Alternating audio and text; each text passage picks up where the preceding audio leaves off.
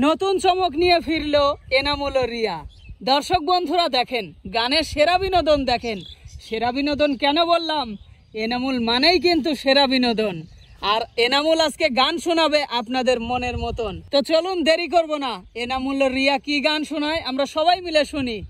এনামুল ধরো দেখি। রাঙা বউ দুধাই পরান যায়, রাঙা বউ